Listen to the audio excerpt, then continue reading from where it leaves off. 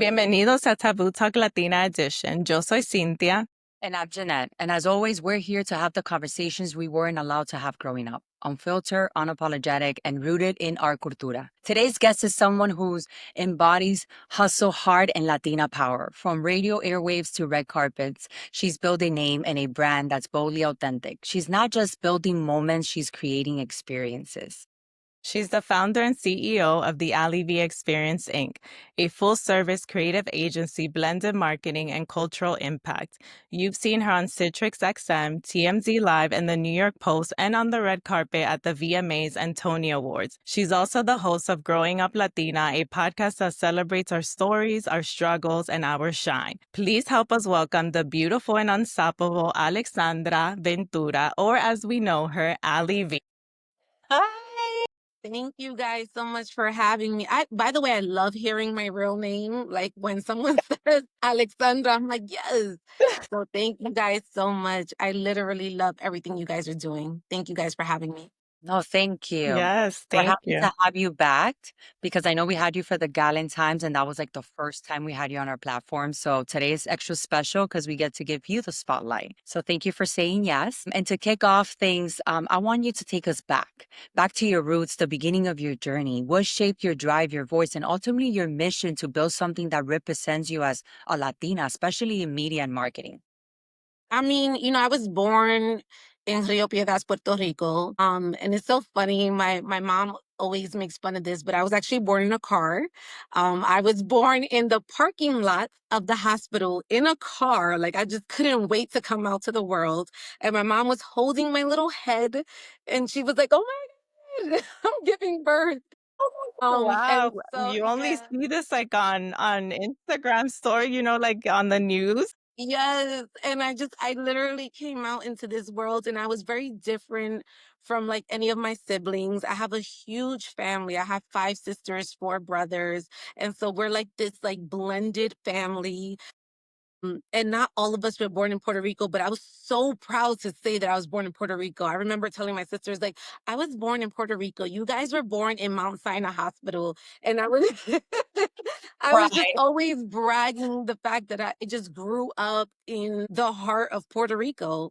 My dad's Dominican, my mom's Puerto Rican. And so I would go back and forth every summer because eventually my mom and my dad got divorced. And I just really like just growing up, I fell in love with the Latin culture. And that just really kind of stemmed from I guess like the music I was listening to growing up, like even the novelas, like I was watching La Subadora, I was watching Maria del Barrio, Yes. and like maybe I was too young to be watching those shows, but mommy had me exposed to all of that. And, while everyone was kind of watching 106 in Park, I was watching La Supadora. And that was like what we did. And, you know, mommy had just like everyone around and we were like big on music. And my mom really, really loved La India. I don't know what it was about La India that she just like loved her so much. And so my love for La India really stemmed from my mom. And I guess like just being involved in the culture and music. And I was involved in a lot of family parties that maybe I shouldn't have been attending as a child, but I was still there. So growing up, I really found this passion for music and art. And I just told my mom, like, I really want to be in the entertainment industry. And my mom, like, it was like something in her just shattered when I said that. Like, she was like, "What? Like, what do you mean?" And I was like, "I just really, like, I just want to be famous. I want to be a celebrity." And she was like, and this was around the time where, like, Britney Spears was, like, shaving her head. And she was like, "I just don't want you to lose yourself, mija. Like, everyone's, like, losing themselves." I'm so sorry. We're This good. person must have been calling me a little bit too much. Yeah, I know when it goes through. Yeah, I'm like, "Why are you going through?"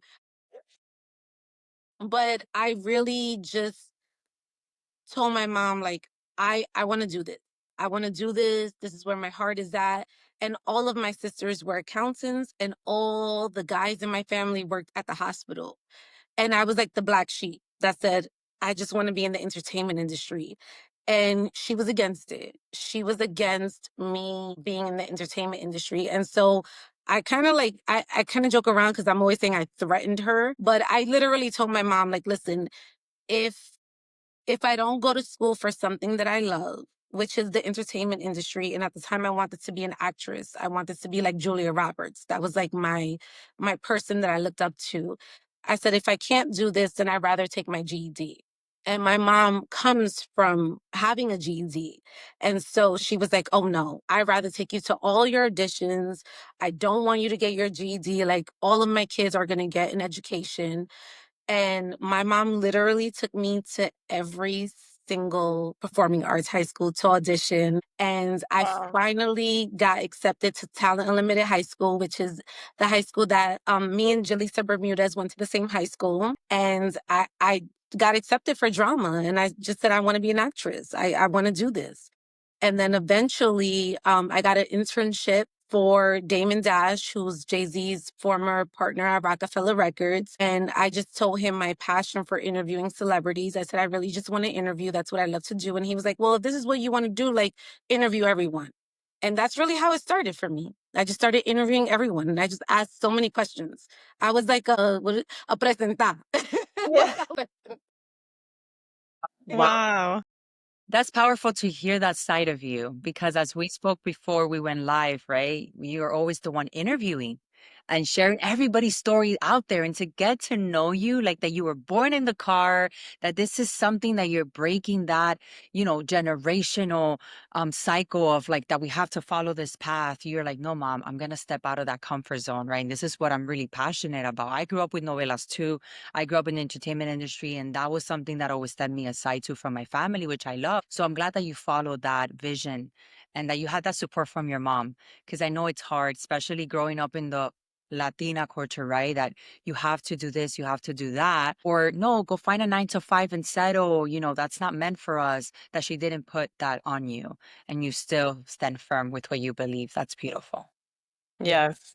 Yeah, we love that. And of course, the Aliv experience is more than a company, it's a movement.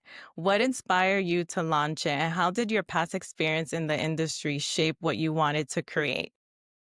It's so funny because I never wanted to be an event planner. And that was like never in the cards. Like my sisters would always ask me, like, oh, help me with my baby shower. And I'm like, absolutely not. Like, I will attend, but I'm not helping you with anything. And it was a very strategic move. And what I mean by strategic, and I guess this is what I want people to understand and take away from this interview. Like, when you want something, you do have to strategize. There is a form of strategy that goes into this.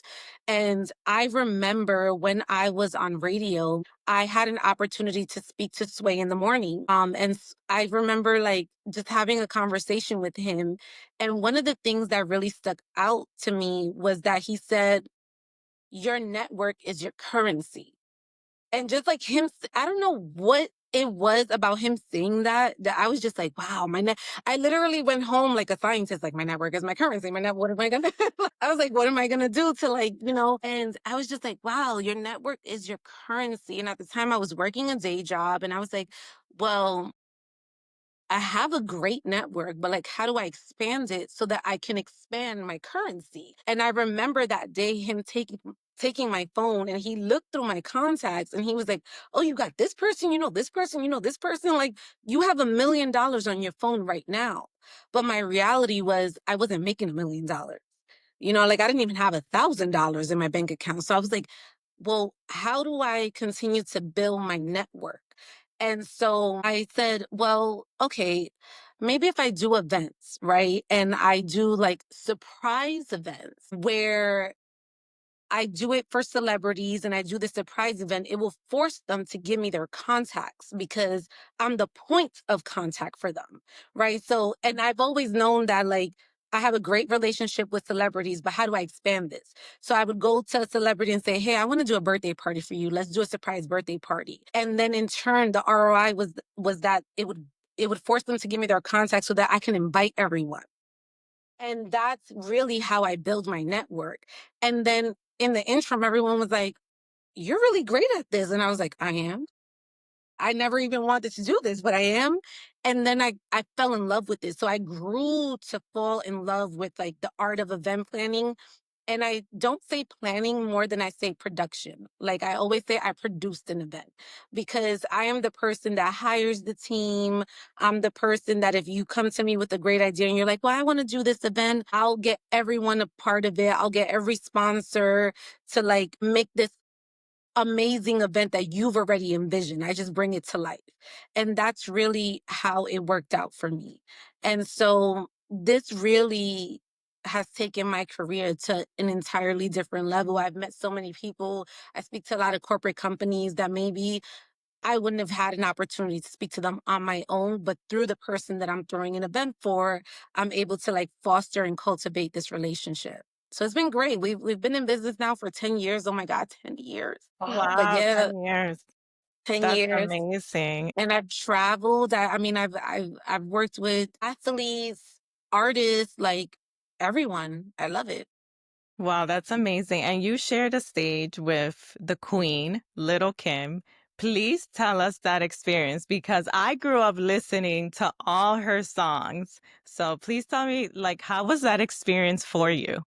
Shout out to Little Kim. Like, I literally love Little Kim so much. I love her down. And the reason why I say that is because when I met Little Kim, I was an event planner for the record label that she had signed a deal with, which was E1, now known as Marnar Group. And at the time, Elle Varner's album was ready. And they were like, okay, you're going to do an event for Elle Varner. And I'm like, okay, great. But then Elle Varner was waiting for a clearance. And they were like, it's not quite ready. So we're going to give you the next project. And I'm like, okay, who's the next project? They're like, Little Kim. I'm like, that's not a small project. Like, I'm like, okay. And so I spoke to Little Kim for the first time back in 2016, I believe. It was like 2015, 2016. And she just really had this vision of like, I want to do this event, this annual BIG tribute dinner, and I want this lux, I want this to be elevated. And we really worked side by side. And when I tell you, she just like fell in love with me. Like it was like, I promise you, it was like someone opened up a box of instant friends and we just became like partners. Beautiful. And she wanted to exclusively hire me. And I said, well, I'm contractually signed to the label. Like, I can't just work for you. Like, I have to actually ask them permission. And so I asked them permission. I'm like, hey, Little Kim wants to hire me exclusively. Like, is this okay? They were like, if she wants to hire you, go for it. Good.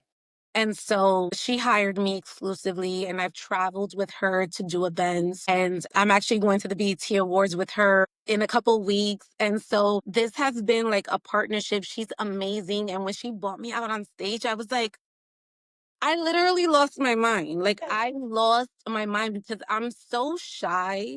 And that's what a lot of people don't know. Like, the podcasting game, super easy for me. I'm super in my bag. But when I have to like actually get up and like give a speech to at the time it was 300 people, I was like, what am I gonna say? But she's been a pivotal part to this entire like I guess like the career transition into me just like kind of getting in my bag, feeling like a boss, being confident. She showed me so much of I guess leadership, you know, like the skills of leadership. And she has been someone who has always advocated for herself and has always been like that boss, you know? And so just me working with her, I've kind of embodied that. And so I love her. I love her so much. That is I beautiful. love it. I know Shout Cynthia out to was dying Little to Kim. ask you. Shout out to Lil Kim. Ask, ask. But that's what makes you you. Y como uno dice, se le sube para la cabeza from and the people we're trying to bring with us and help. But that I never got from you. Like just hearing all of this story, I'm like, I have goosebumps, like no lie. And I'm like, wow, it's beautiful to see someone like you with everything you've accomplished be who you are. So congratulations. That's huge. Like Thank how you. exciting. We can't wait to see what else unfolds. And I know there's so much pressure in the Latinas to fit into a box that we build with our brands or when we enter corporate spaces. How have you stayed true to your identity and still made peace for innovation and growth? That's a great question. Um, One of the things is I'm so proud to be Latina, you know, and I always say this like I I don't want to be anything else other than Latina. And I think that when I go into these spaces, I take up space. And I think that's the most important part. Like I'm not gonna shrink myself. I'm not gonna stay quiet. I'm not gonna silence myself. Like I was just in a meeting the other day and maybe I said something that like afterwards I was like, maybe that wasn't the right thing to say. But I still said it. And I said it like very unapologetic. And I think when you're in these spaces, oftentimes we feel like because we're the only one, we have to stay quiet and we have to stay silent and we have to wear black and we have to just like wear deep, dark colors because we don't want to be loud, right? But I think it's okay to be loud. I think it's okay to wear your hoop earrings. It's okay to wear a gold. I wear these nails all the time. I Beautiful. love it. I saw Yeah. them. Let me tell you, like, people are like, what the hell? And these are actually like statement pieces, but I'm like, yeah, this is a part of my identity at this point, and I'm not going to apologize for it. I think back in the day, my mom conditioned my mind, and it wasn't her fault, but she conditioned me to like go to job interviews and never wear my hair curly. She conditioned me to just always wear like button ups. And I'm like, Mom, like I feel like uncomfortable. Like I don't want to wear this. And it was just like this way of being and like, oh, don't clock out at 5, clock out at 6. And I'm like, is this bringing me extra money, Mom? Like if I do this, like what is the actual point? And she just like showed me this way of like always outdoing myself, but the outdoing myself didn't really translate in that world. And I felt like it doesn't matter what you do after 5, it matters what you do between the 9 to 5. Like, what are you actually doing? And so even when it comes down to sleep, like I know people that stay up like, I'm a hustler, I'm an entrepreneur, I'll sleep when I die. And I'm like, babe, it doesn't matter what you do. When after the time that you're supposed to clock out, like what are you doing when you're awake? That's what actually matters. What are you doing with that time? And so for me, I take up space within that time. I'm not trying to outdo myself. I do hold myself accountable for sure. And I evaluate my journey and say, okay, this is what I did wrong. This is what I did right. But what are you doing in the now? And I just tweeted something yesterday. It's just like everybody tries to win today's game with yesterday's points. It doesn't matter what you did yesterday. It's like, what are you doing right now? I You love know? that. And every day demands new efforts. So what are you doing within the now? And I think people need to focus more on that. People are always either in the future or in the past. What are you doing today? I love that. Yeah. And I love that you are not silencing yourself, which is something very hard, right, for us Latina, like you said, because we were conditioned to, be quiet, don't be loud, don't overshow yourself. So I love that you're doing the opposite. Was that something that just came very natural, or was that something that at some point you were like, wait, no, I have to change this. Like I have to be me? I mean, I struggle with confidence, believe it or not. Like, as I've gotten older, I've struggled with, like, oh, am I doing this right? Am I doing, like, what am I really doing? I would say I have a great team. I have a great team of people that surround me that are like, Ali, just go, just do it, just like live out loud. But I think growing up, I was very unapologetic and I had a very different mindset than other people. Like even when I was working a day job, like I would come across my coworkers that would tell me, well, you're just a new girl. Like we've been in the company for 16, 20 years. And I'm like, but you don't own it. You have nothing to show for. Like, yeah, you've been here for 20 years and you say that with your chest, right? Like you say that proud, but like you don't own a percentage of this company. Like I own my things. I own the Aliv experience. I own growing up Latina. It's different. I'm hustling for my last name, not my first. And for me, it was just like I had that mindset that kind of ruffled feathers, so to speak, because it was like I'm telling these people who were a part of human resources, office managers. And I'm like, you don't own it. And they're like, girl, get out of my office. Like, what are you talking about? But I was a visionary. And I think when you say breaking traditional curses, you really have to look at the traditions and see what are you actually breaking. And so I don't fault my mom. I went to a lot of therapy as well. Because I always kind of like resented my mom, like, well, you should have done this or you should have done that, or you always struggle with money. And my therapist was like, do you know your mom's an entire superwoman? Like, she raised 4 kids on her own. Yeah. Like, that's a hard thing. My mom got married young. 14, she got married. 17, she had her first kid. And I'm like, damn, 14, like, I think I just got my period at 14. You Yeah. know what I'm saying? I still was, like, watching Rugrats, playing with You know what dolls, I'm like saying? So I'm like, yeah, you're right. Like, 17 with a baby, I wouldn't wouldn't even know the first thing to do with a kid at 17. And so I give a lot of credit to my mom, but I also, in the same breath, I look at what she has done and I say, okay, that that's what she did. How can I do better? How can I take what she did and just like literally take the recipe and just make it a better dish for myself? I love that. And what's been one of the most transformative lesson that you've learned as a business owner that you wish a lot of mujeres knew before starting? Hustle. I'm gonna say that I try to tread lightly with it because, I think it's two things. I think it's hustle and I think it's also understanding the business, right? Like, I think financial literacy is a lost art. Like, people don't really understand what that means. And I even had like a really bad relationship with money. I remember I was working but didn't LLC my projects.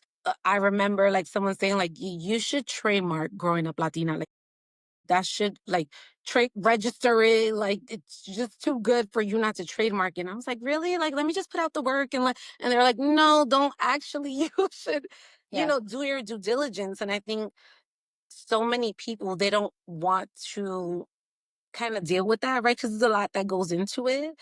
Um, but I think there is a reward in saying that you own something.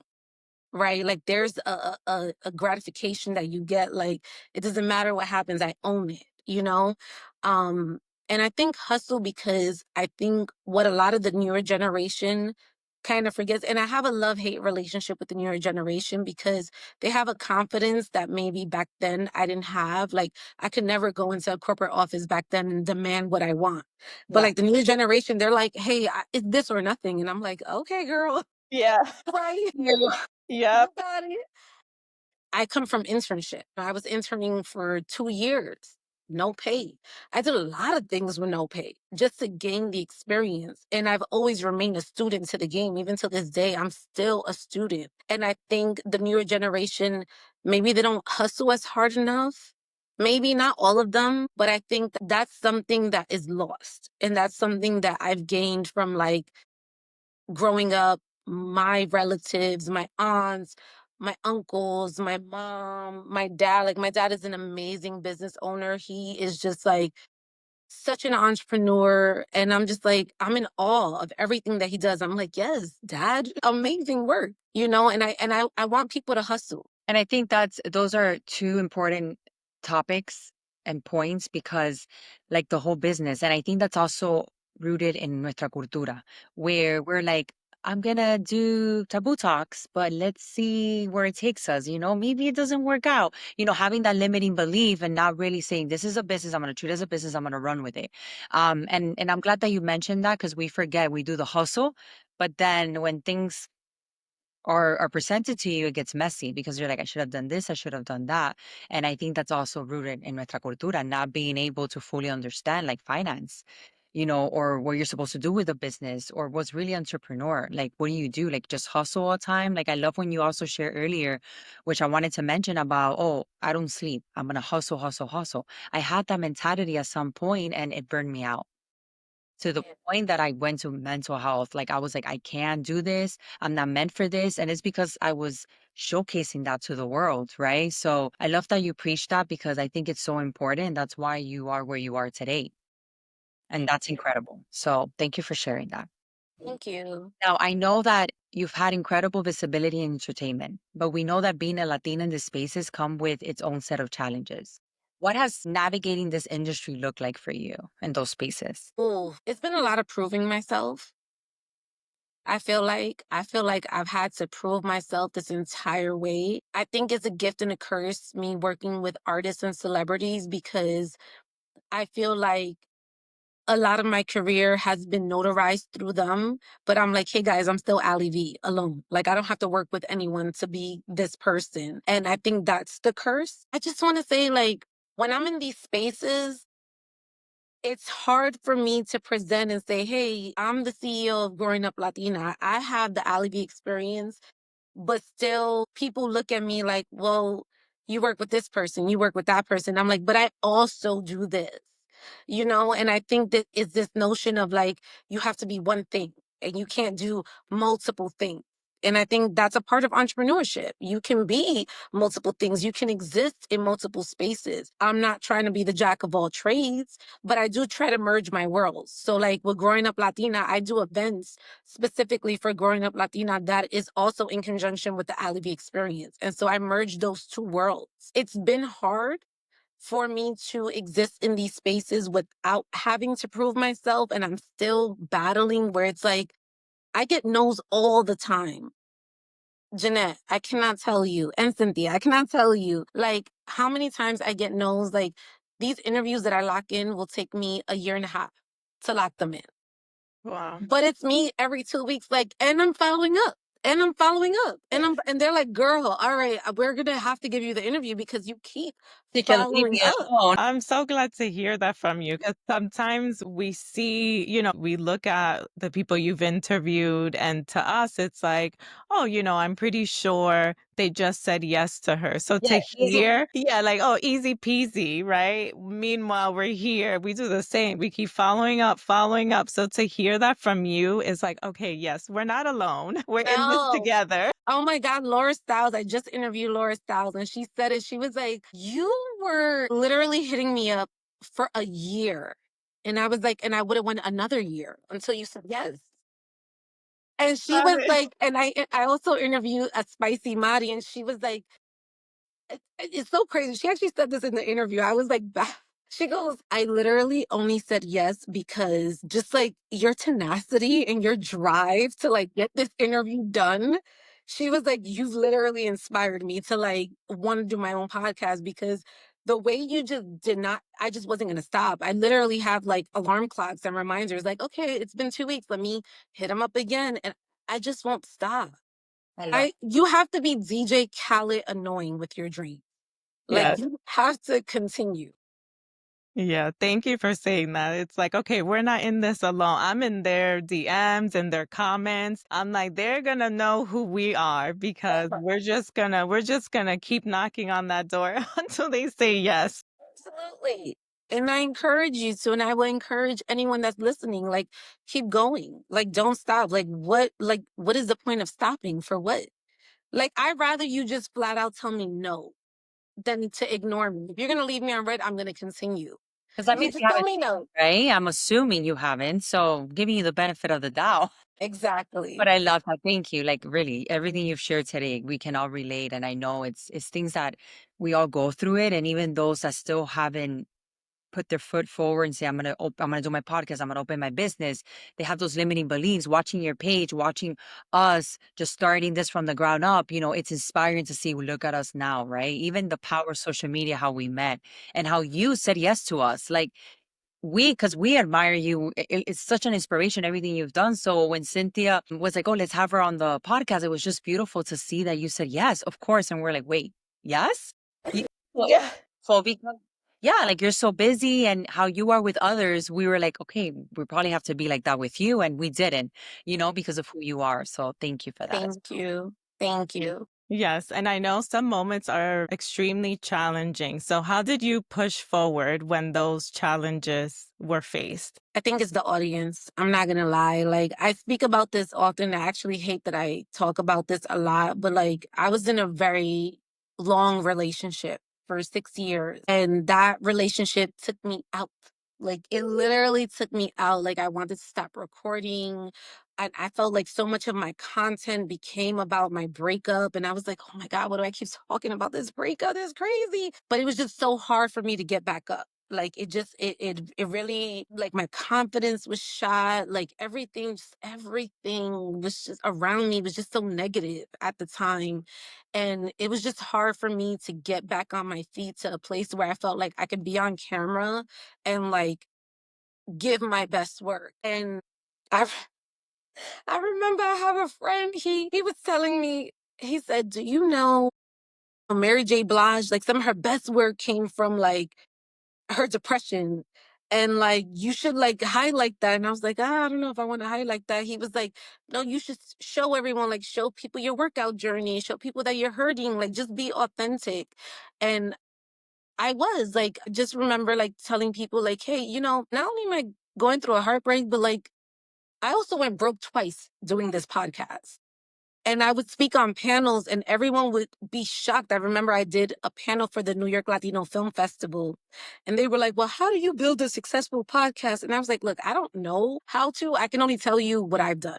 And when I told people I depleted my 4K, they were like, and it was like a huge shocker. And I was like, but this is a part of my journey, And happy to say I made the money back. But like, the question is, well, why did you deplete your 401k? Like, why? What was it? And I was like, I believe in myself that much that I will blow my retirement funds and bet on me solely. Like, there's no way I could reach out to sponsorships and I'm like, hey, bet on me, give me thousands of dollars, but I couldn't do that for myself. No, I would tell sponsors, listen, guys, I literally depleted my 4K account. So like, what do you got for me? Because I done funded this entire season 1, 2, and 3, like solely on my own. So like, what do you have for me?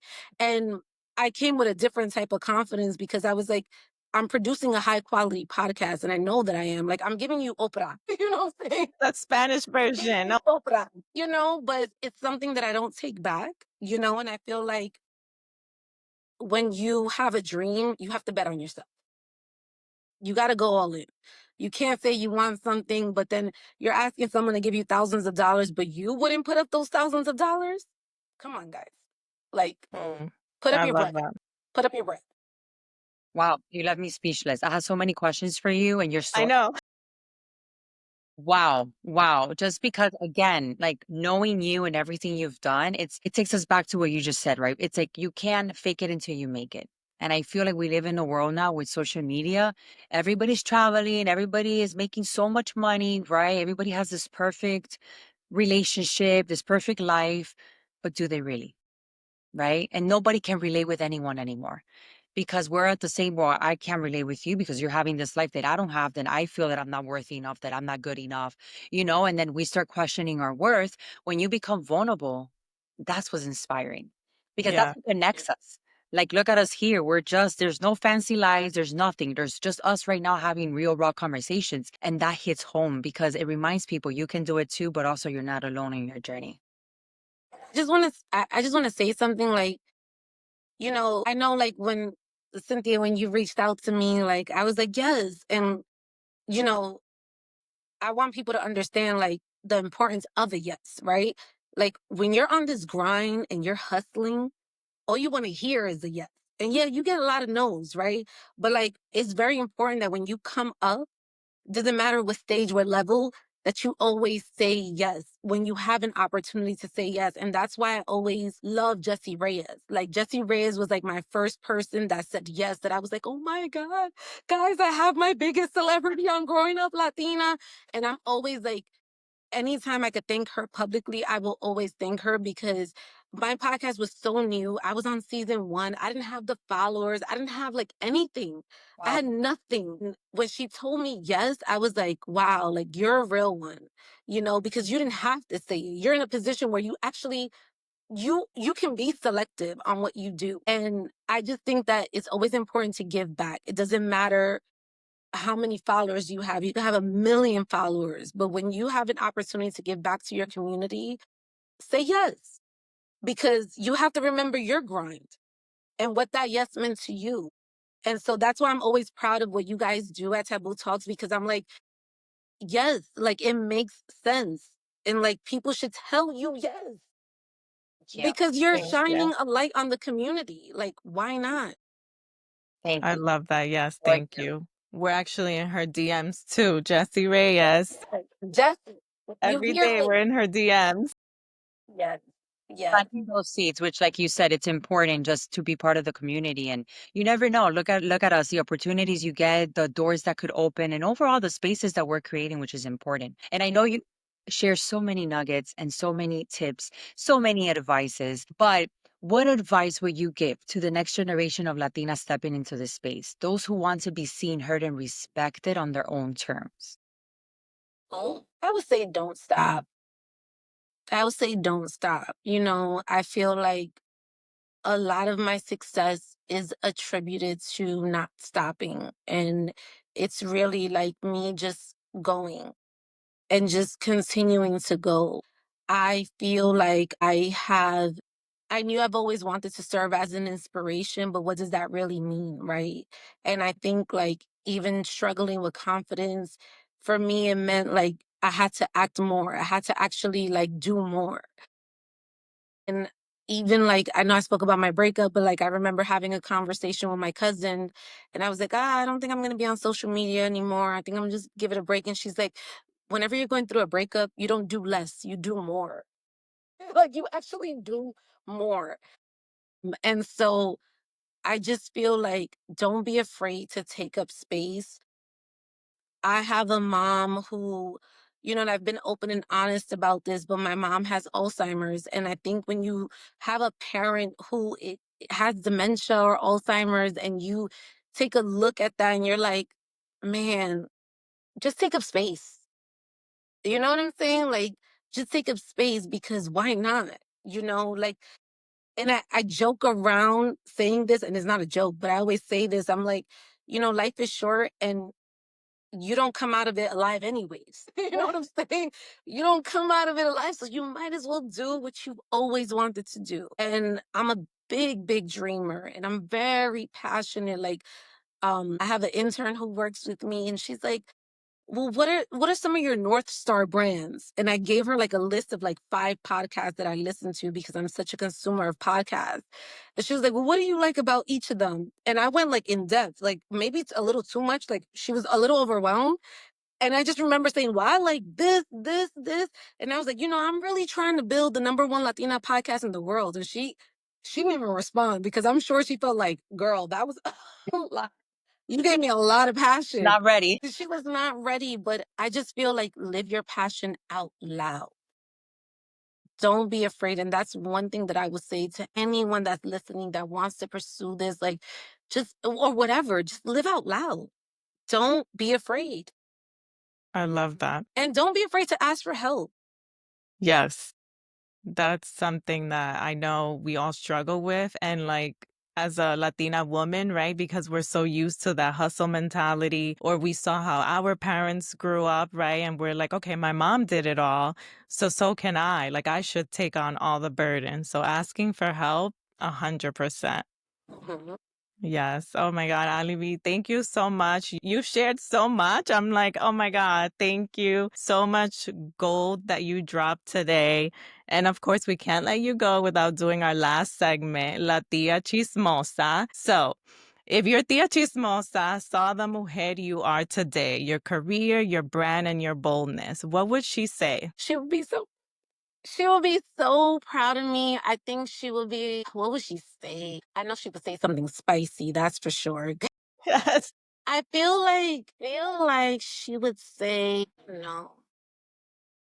Let me think. That's a great question. Now I'm stumped. I've been giving you good answers, and now I'm like, wait, hold up. But it always happens to everyone. Yeah, I was I'm going to like, wait, say. hold on. Prepare for the speech. Just let it flow. One thing I've always heard growing, I don't know why, like all my grandmothers and all my aunts, they will say, I don't know. I was like, is this a family thing you guys had a meeting about without me? But everyone will always say like, vaya con Dios, because they've always just like felt like, whether it was good or bad or whatever, just vaya con Dios, vaya con Dios. And I would always like tell them my dreams and they're like, mija, vaya con Dios. And I'm like, all right, I'm going with God. So I feel like maybe they would say that, but I know they would be so proud of me. Like, I know, like, one of my grandmothers always used to always say to me that I was a loca favorita. She would always say I'm crazy. Wow. But my craziness was like, there's an ROI for this, babe. So you're welcome. That's a good So crazy. yeah, vaya con Dios. I think that's what they would say. I love that. We It would love send me that. off with peace and love. That's beautiful. I love that. Yes. And of course, before we wrap up, let us know of any projects, events, or just ways that our audience can connect with you. Oh, okay. So, like I told you, I'm gonna be with Lil Kim for the BET Awards. I'm so excited about that. August 20th, I'm doing something special for National Latina Day. So, in Growing Up Latina, we always celebrate National Latina Day, and this is a day that we take very, very serious. Also, my 100th episode is coming soon, so we're doing a live show in New York. So make sure you guys follow me on Instagram, Growing Up Latina Podcast, or my personal page at Aliv, that's Alyiv. And stay tuned for all the updates because I'm about to do a live show soon. And people have been asking me for it, and I'm just like, wait, guys, wait. I want it to be perfect for you guys. Oh, it's gonna I'm so We're excited. I bringing the can't wait. salas to you. Yes. let us know for the New York event because I know Cynthia, it's closer. I will have to travel, but if I can make it work, that would be amazing for us to be there and support you. Definitely. I will definitely let you guys know for That'd sure. be amazing, Alivi. Thank you for showing us what it looks like to create your own table and to make it that everyone is set coming behind you and feels comfortable and it's happy and it's aligned. And just your journey is a reminder that we don't need permission to be powerful, that every Latina's voice deserves a mic and a spotlight. So thank you. Yeah. And thank you to you guys because honestly, what you guys are doing is so amazing. And I know this journey is not easy.